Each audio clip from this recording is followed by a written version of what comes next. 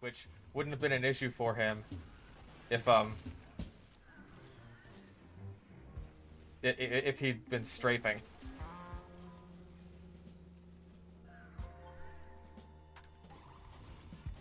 Oh my god. Bro, is the Sandman secretly good? I like saved my medic there.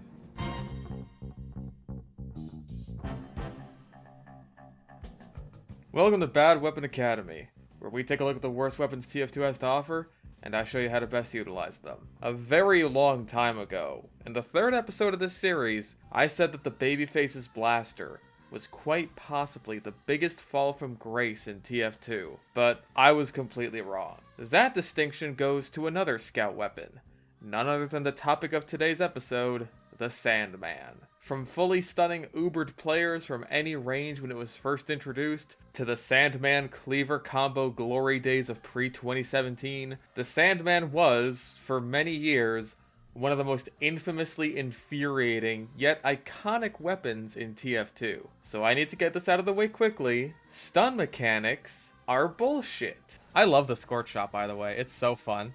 I can think of like 2 weapons in the game that get away with doing it well, and they're so limited by their range and weird gimmicks that I think their balance state is perfectly acceptable. The Sandman had no such downsides.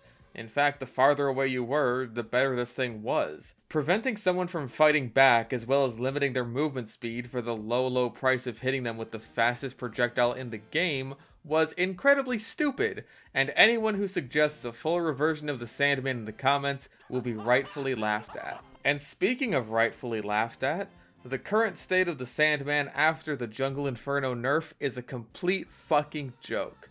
So let's talk about why that is. So, the Sandman is a melee weapon for Scout, and by all accounts, it's identical to the stock bat in terms of attack speed and strength. But where it differs is in the fact that it has a projectile. This baseball is meant to be the main draw of the Sandman, slightly damaging and slowing down enemies you hit with it to roughly the speed of a walking heavy. It recharges 10 seconds after you launch it, but it can be picked up from the ground in order to instantly recharge it, or you can catch an enemy scout's ball if they're also using the Sandman for the same effect. The ball disappears from the ground much faster if it successfully hits an enemy, meaning if you miss a shot, it's a lot less punishing to wait for the ball to come back if you can grab it safely. You also get to play catch with yourself and spawn before the round starts and hear the scout talk about how much he loves his balls, which is especially useful when playing MVM for when people won't fucking F4! The duration of the slowdown scales depending on how far away you hit the enemy from.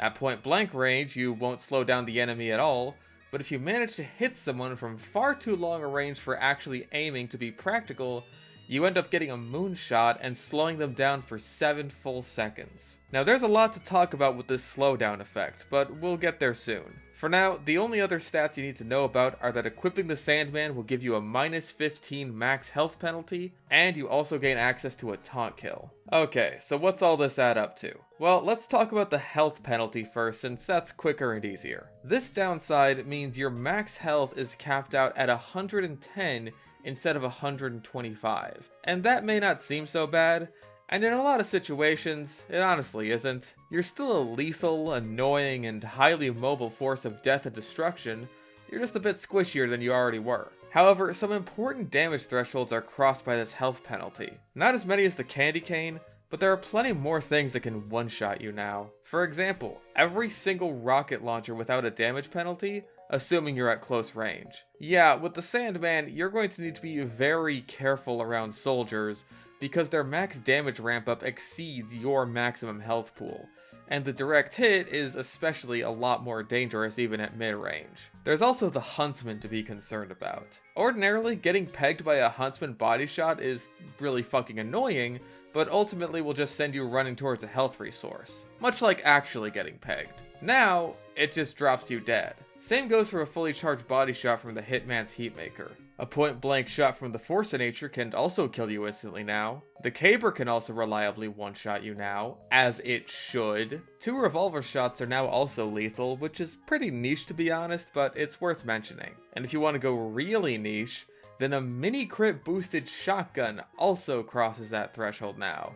Yeah, it was 3 health short before. But if you want to talk some real niche stuff, then you're now in danger of dying to 2 bolts from the Rescue Ranger. You know, since that's what you need to be worried about when fighting an engineer as Scout. Like I said, the health drain isn't the biggest deal in the world, even if it ends up being far more impactful than the bullet vulnerability on the pain train, but you will notice it, especially when you end up fighting Pyros and Afterburn. There will be plenty of times where you take chip damage, and then the following blow that wouldn't have normally killed you if you were using any other melee. It's inevitable, it's going to happen, especially when chip damage can so easily get you under that ever-important 100 damage threshold. What ends up making this a lot more punishing than the pain train is that you're taking a class with already low health, and just taking away even more health without any kind of benefit to make up for it, like you'd get with the Islander, Kunai, or even the Big Earner. But all of this is in exchange for the upside. That coveted sphere of cowhide, cork, and rubber,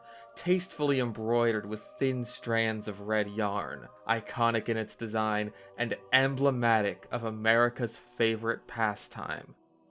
The baseball. Yeah, this thing sucks. For starters, it's completely in contrast with Scout's design. Well, I hit someone. Who did I hit? We'll never know.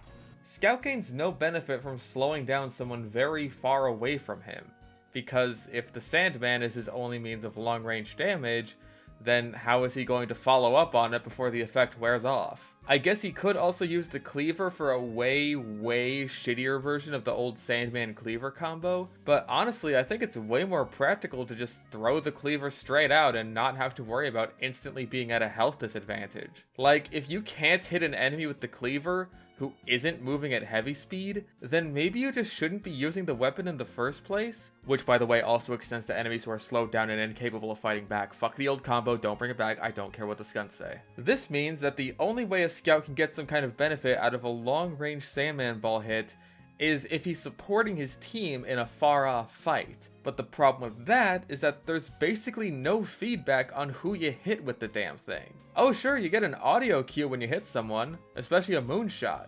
But if it's at far range or behind cover, who the hell did you hit? You can't tell, and your teammates can't tell, so they don't know who to target unless they can visibly see them moving slower. And in the chaos of a big team fight, that's the last thing they'll be looking for. Now, at mid to close range, it's actually not nearly as bad for a couple of reasons. For starters, the baseball is way easier to hit at these ranges, and also, the enemies are actually in the range of your fucking gun, which you can shoot them with, and they die! So, if you manage to catch someone by surprise with a Sandman ball, yeah, it can actually net you some solid kills, stop enemies from retreating effectively, or allow you to close the gap for good meat shot damage. So yeah, you could play as a sort of mid to long range Scout with the shortstop, Cleaver, and Sandman, maybe the Mad Milk if you want to be more supportive, but at that point, just go play MVM, man. I personally find it better to just use as a normal Scout who happens to have a projectile with him that can make certain 1v1 fights easier. Anyway, back to the ball's effectiveness. Remember when I said that the baseball slows enemies down to about the walking speed of a heavy? Yeah, that's universal. The slowness doesn't scale with how far away they are, or how slow the target is at base, it's a flat rate. Meaning, if you hit a heavy with the baseball, it will have basically no effect on him whatsoever unless he happens to pull out the Gru. It doesn't slow him down by X%, no, it just puts a cap on his movement speed. That's kind of a big deal considering heavies are the easiest targets to hit with the ball, save for maybe snipers who you're better off hitting with the Rap Assassin anyway if you're in that position. Actually, you're better off hitting pretty much anything with the Rap Assassin because, you know, that weapon's actually good. Okay, so the speed drain is a flat cap. That really sucks, but this means that hitting faster targets like scouts, medics, and enemies under the effects of speed buffs like the Conqueror is far more impactful against them, and gives your team a support element against them in a fight. In fact, the game even rewards you for slowing down enemies with a free bonus point every time you hit someone with the baseball, which is a really great way to artificially inflate your scoreboard, so you can act smug and superior to everyone else, like the scout main you are. But even if you manage to hit one of those faster enemies, they still have an ace up their sleeve. I know I just said this effect could be useful, and this is going to give this weapon an even harder time by telling people about this workaround, but Here you go. If you are hit by the Sandman ball, or any other slowdown effect, and you strafe diagonally, like literally just hold down the A or D key as you walk forward or backward, the slowdown will not affect you. Now, this is a lot more punishing on something like the Natasha, where the slowdown is constantly being reapplied through a rapid-fire hit scan, you know, because the Natasha is genuinely one of the most stupidly designed weapons in the game, if not the stupidest. But with the Sandman's one-and-done application of slowdown, it's far easier to circumvent, and you have 10 full seconds before you have to worry about it again, unless the scout is really on top of collecting his balls. So, with the effect only really mattering on a few classes, and any class being able to completely eliminate the one upside you gain with such ease, it begs the question of what the Sandman is even good for. The health penalty will get you killed more often, and the upside, while sometimes quite helpful,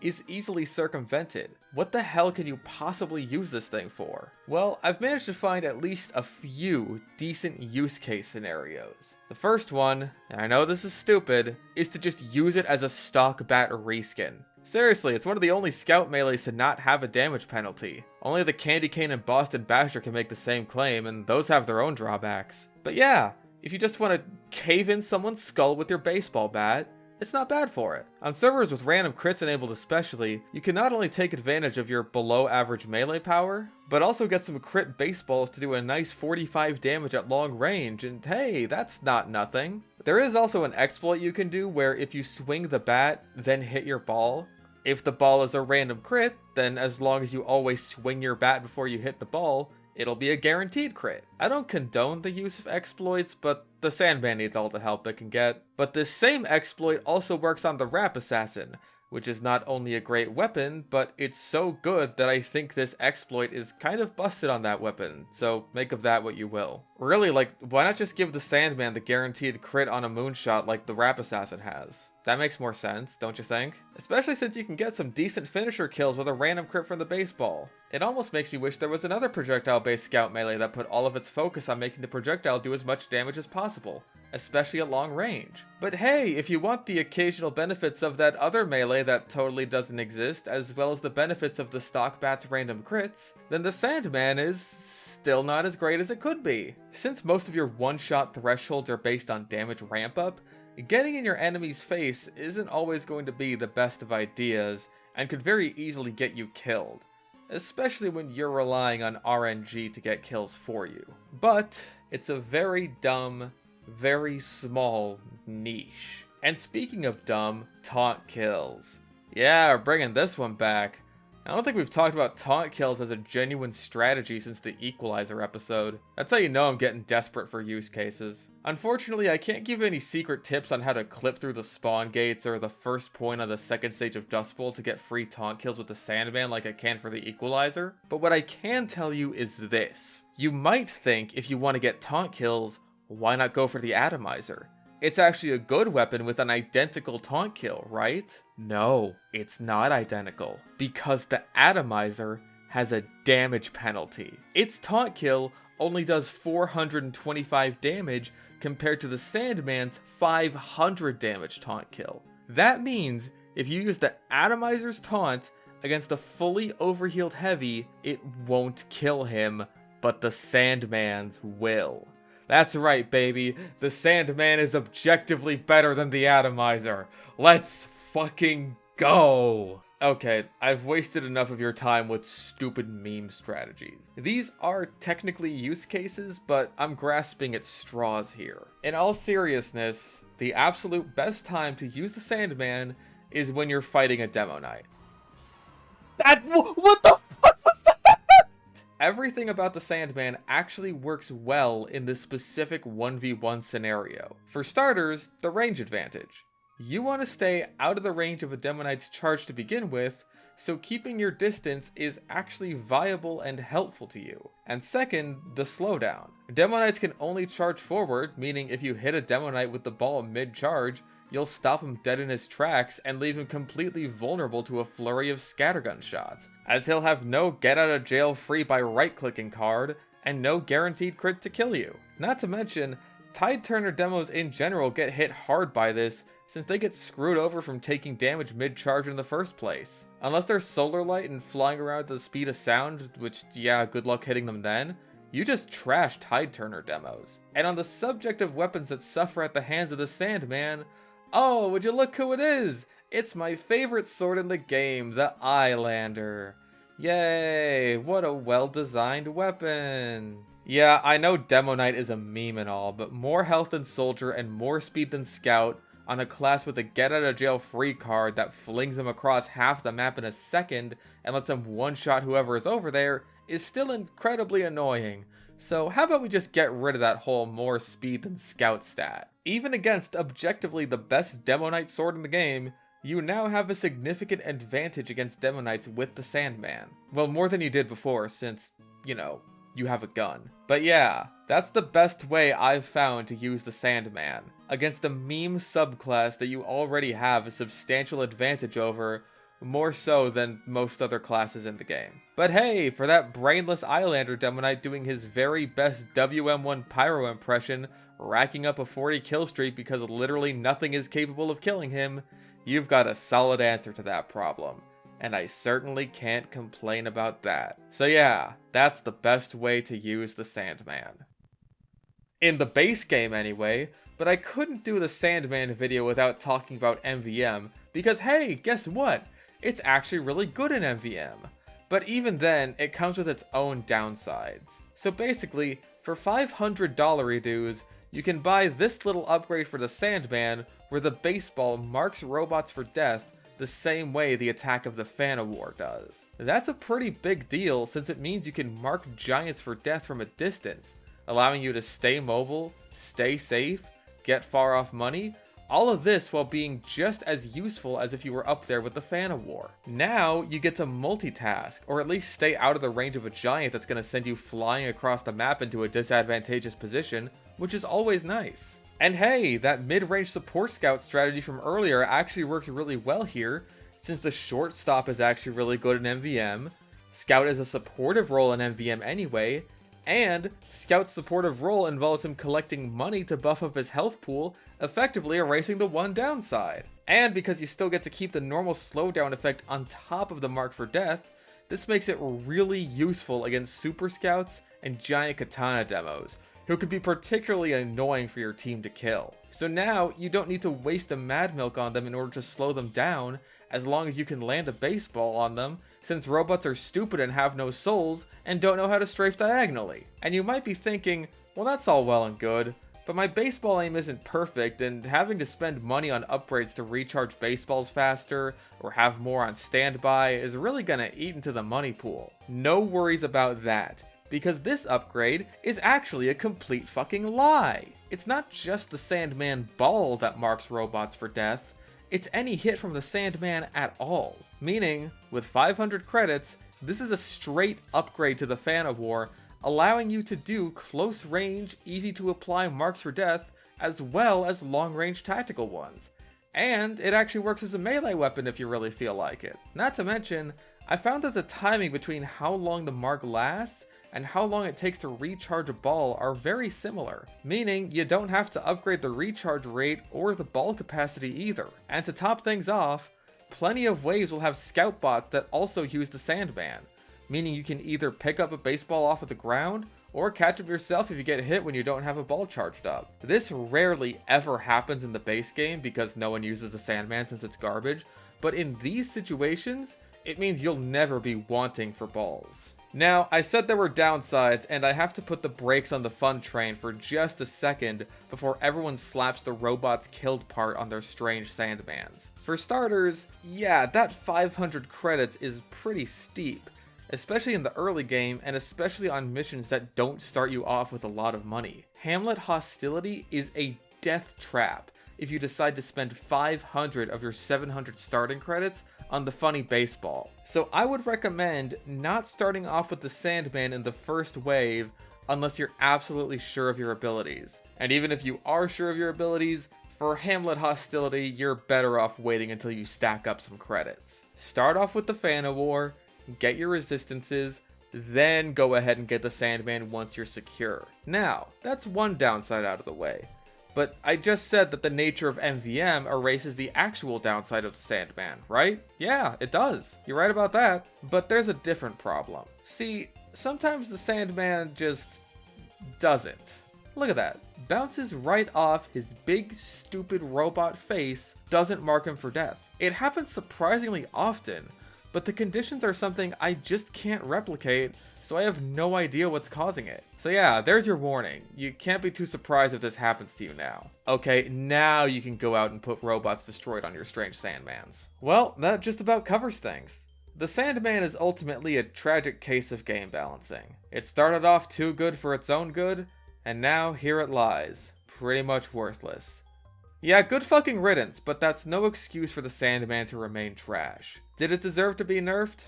Yes. Did it deserve to be one of the worst weapons in the game? No. So, let's fix that. Well, luckily, the solution for our problem already exists, and we just got done talking about it.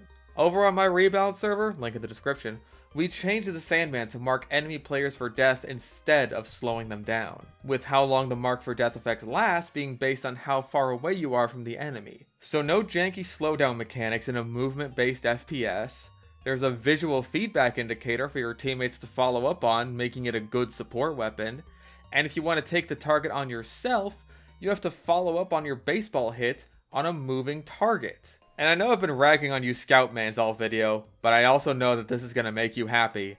It means you get an actually balanced version of the Sandman Cleaver combo back. It's tricky to pull off since, again, they're moving at full speed, the mark doesn't last nearly as long as it does on the Fan of War even at moonshot range, and they're capable of shooting you, but it's still incredibly satisfying to pull off. Is it completely balanced? Maybe. I don't think anyone's really bent a match over their knee because they had it equipped. Is it way more fun than the vanilla Sandman? Oh yeah, that's not even close. If you feel like it, go check it out. Again, link in the description. But if you want to stick with the vanilla Sandman, then go out there and slow those Demonites to a crawl. And tell him Fish said, use a different fucking sword for once in your life. The Eyelander is the kunai of Demonite, you thoughtless sheep.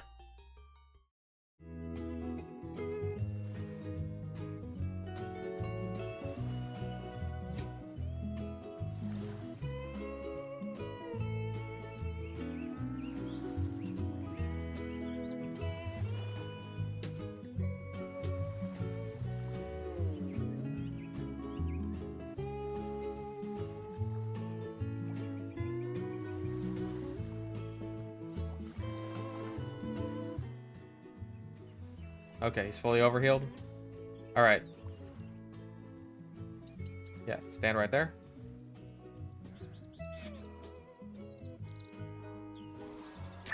Wait! Wait! What's supposed to happen?